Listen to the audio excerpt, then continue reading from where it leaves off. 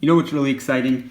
This Magic Keyboard from Apple for the new iPad Pro. So this is it. I finally got it in hand. So let's go ahead and unbox it. So this is for my iPad Pro 2020, which is the 12.9-inch model. And let's just take a quick look around the box. So on the front it says iPad Magic Keyboard, a picture of the keyboard, which looks pretty cool. The box is a little bit heavy, which is something that people have mentioned before. So that's something to note. On the bottom, it says that it's compatible with these iPad Pros, so you don't have to have the 2020 version, you can have the 2018 version and it can still be compatible with that. So let's open this up. All right, so there's a little pull tab here. I'm just gonna pull that open.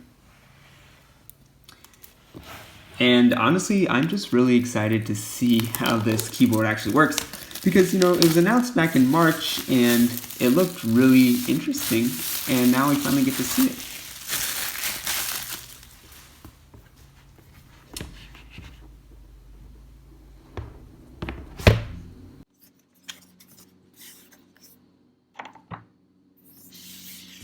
Okay, so we'll just pull this up. Feel that. It is a little hefty, but something I was kind of expecting from a keyboard case. And there is nothing else in the box, so let's put that aside and let's take this plastic off. So for the 12.9-inch model, it's $350, which is obviously very expensive. For a student discount, though, you get it for, I believe, $329 is what I got it for. So you can feel it again. It's still, it is a little hefty, but it's not as heavy as I thought it was going to be.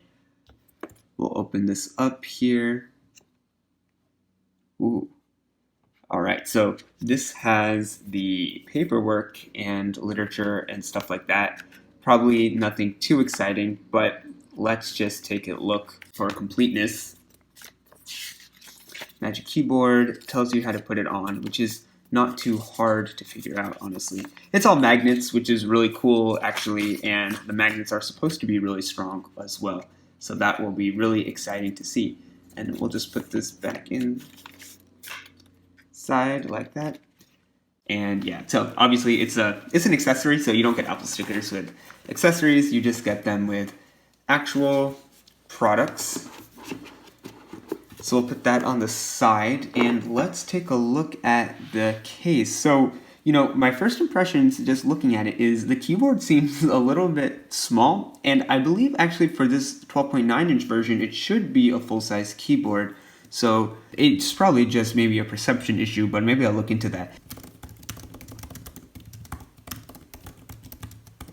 And when I'm typing on it, it feels pretty similar to my MacBook Pro. So if you want to take a quick comparison, just by looking at it, it's really hard to fit both of them in camera, but I think they are the same size. And this is a really rough approximation. I might just have to use a ruler or something, or just look it up. But I think they are the same size. Okay, so the keyboard did feel really nice. It does feel like the new MacBook Air keyboards, and I'm assuming that also feels like the new MacBook Pro keyboards and the 13 and 16-inch versions. Very tactile, a lot better than the smart keyboard that I had on my 10.5-inch iPad Pro, where the keys are a little bit mushy. So this is definitely has a lot of travel. I think it has 1 millimeter of travel, which is really good. And then you do have the inverted T arrow switches, so that is a better format than what they were doing before, where they had like the 2 left and right arrows filling up this whole space. It was kind of a strange sort of design, but I think this inverted T formation is definitely a lot better. Okay, so let's check out this Hinge, and then we'll add the iPad to it. By the way, yeah, so the trackpad here, the trackpad is a little bit tiny, but I wasn't expecting anything too big, and honestly, I think for the amount of time you'll be using a trackpad on an iPad, it's probably okay. Let's first take a look at this Hinge and how that works. So this is very tight when you pull this back, which is good. Has a lot of tension there. You don't want it to be flappy and loose. And then you kind of snap it in like that, and then you can close the whole thing like this. So it takes quite a bit of effort actually to, at least for me, to pull it up and, do this. And I think you have to keep a hand on the base so that it can actually lift up, or else the whole thing will just flip. So let me see if I can do that one-handed. Basically, I think it means you have to do it two-handed because otherwise there's not a way for you to be able to pull this up like that. And then on the side here, there is a USB-C port, which is only going to be used for charging. It can't be used for anything else, but still that's really nice to have that there. And then you have the smart connector on the side here. And if we close it and see how thick this is how thick it is. And it'll be thicker when I put the iPad in. But overall, it seems like a pretty solid design. The one thing I don't like, and maybe you've seen this before, other people have mentioned it, is this material. You know, it's a nice material, but it scuffs so easily, so that's really annoying. Like you can already see down here, it's already scuffing with the white, which is, really sad to see. And this is the same material that their smart keyboards were made out of, which also scuffed quite easily.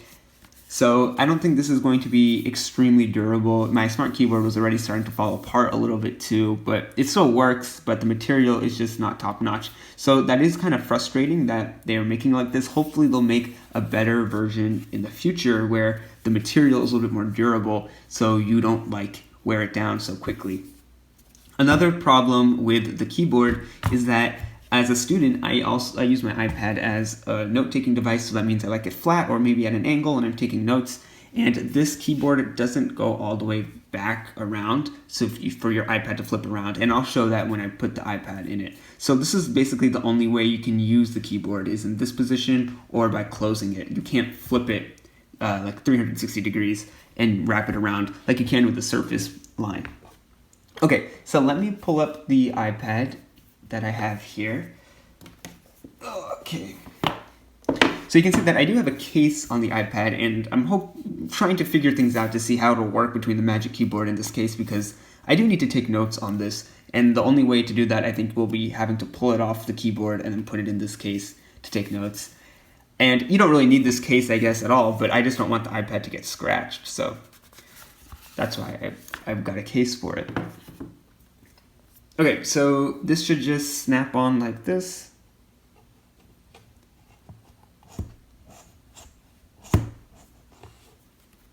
Oh, I had it on the wrong way. Okay, so you have to make sure the camera module lines up.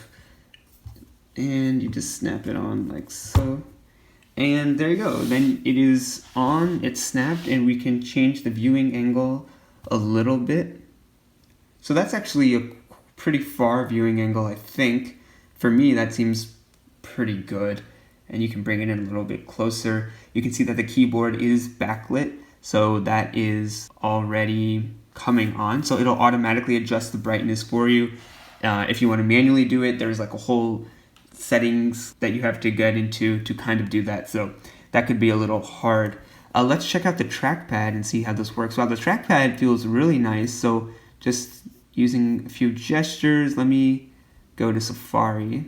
Oh, so first of all, the tap to click isn't working, isn't turned on. So let me first turn that on. Okay, so we'll click on trackpad settings under general, and we'll turn on tap to click. And if you want a secondary click, they say you have to use 2 fingers, but let me see if I can do that with 1 finger and just right click. Okay, no, you can't. If I use 2 fingers, that's how you're gonna get your right click to work. So one thing you notice really quick is that if you want to go home with this trackpad, you just use 3 fingers and you swipe up, which is pretty useful. You can swipe left and right with 2 fingers, like I'm doing here. Let's just go to Safari and see what else we can do. So this is a web page. You can scroll. The scrolling is really nice. I think the trackpad speed is pretty good too, but you can always adjust that later in settings.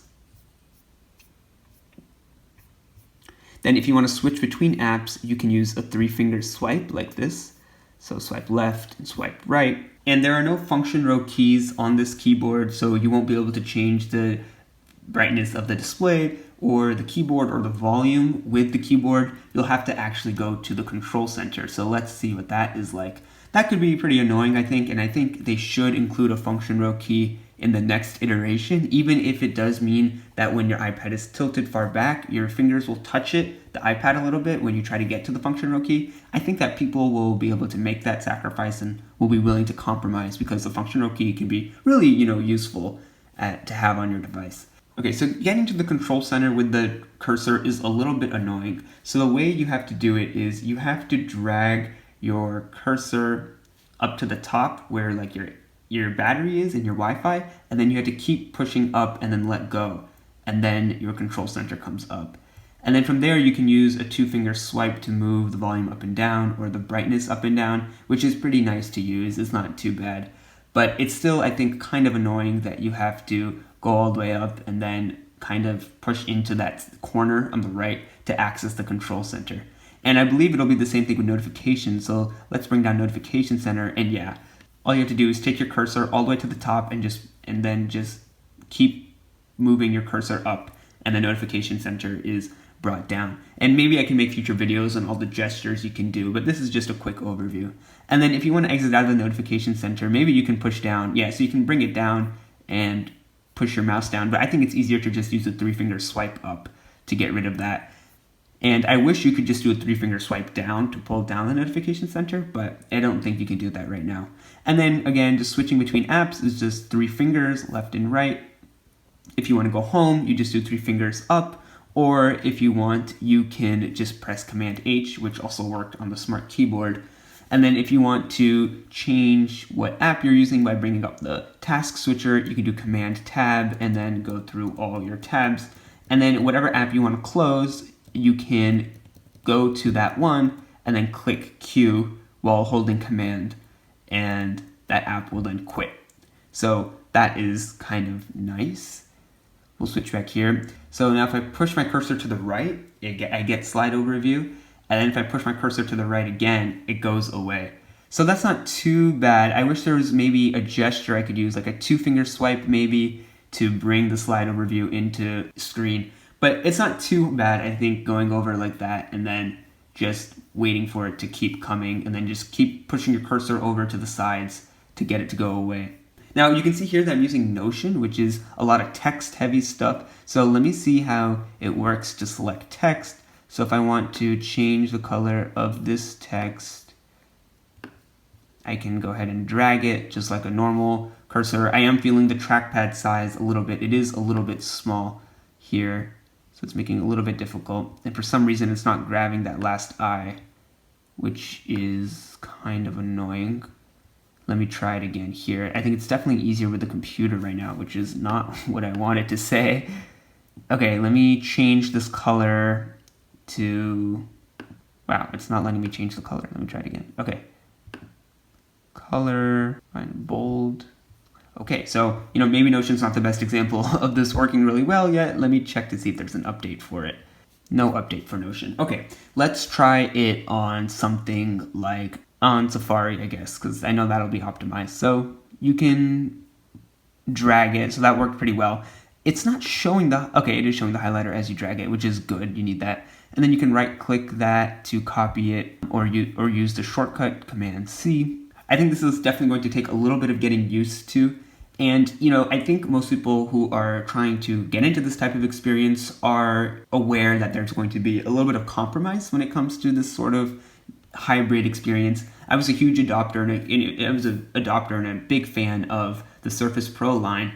Originally, I was using Surface Pros before I switched over to iPads, but I really thought Microsoft nailed the idea of having this 2-in-1 with a detachable keyboard and trackpad support while also having a mobile OS. I think the idea was really good. Then maybe the implementation wasn't the best, but still, I think the idea was really good. And it's only gotten better since. And so I think the iPad is getting really close to that similar sort of idea. And instead, I don't think Apple is necessarily trying to have your iPad replace your laptop. I think they want everyone to have an iPad to supplement their laptop. And, I think from a productivity standpoint, that makes sense. And I think it's justifiable because a lot of the times, everything is basically going digital now. So you basically need an iPad to replace a lot of your paper products that you were using before. But I'm not really sure if Apple cares about the productivity so much, except for marketing it to you as a consumer. But, now they get to sell 2 devices instead of 1. And I think they're going to be really happy if they can do that, right? So now that you're making you own an iPad and a Mac, which is something that I do own, right? And I think they're extremely excited that people are doing that because not only can they try to convince you that it's a more productive experience, and you can have a lot more versatility and get a lot of utility out of this sort of experience. But now they're also making a lot of money by selling 2 devices instead of 1. That's just my opinion on what the direction I think Apple is trying to go into. So anyway, this is just a quick unboxing and look at this. Let's just, before we go, close this up and see what that's like. So we just close it like this. When you close it, it's really satisfying actually when the iPad snaps in like that. That feels really nice. And we close it all the way and it kind of closes shut. And then you can see the case and you feel it. And it does feel obviously heavier than you would want it to be, an iPad to be. But this is about as heavy as I would say maybe like a small textbook, maybe a little bit lighter than that. It's not as bad as I was expecting. And I have seen a lot of people have been putting keyboard cases on iPads for a long time, and they always make the iPad heavier, right? So that is to be expected. And the reason why it's going to be heavy for sure on this is to prevent the iPad from toppling over, especially when you are lifting it up.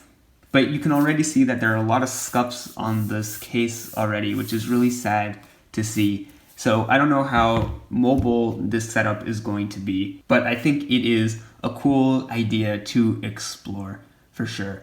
So I'm really excited to get into this and start testing it a little bit more and trying to see how the keyboard works. If you have any questions on it you want me to address maybe in a future video, let me know. But this is really exciting and I can't wait to see what this is going to be like. So thank you for watching and I'll see you in the next one.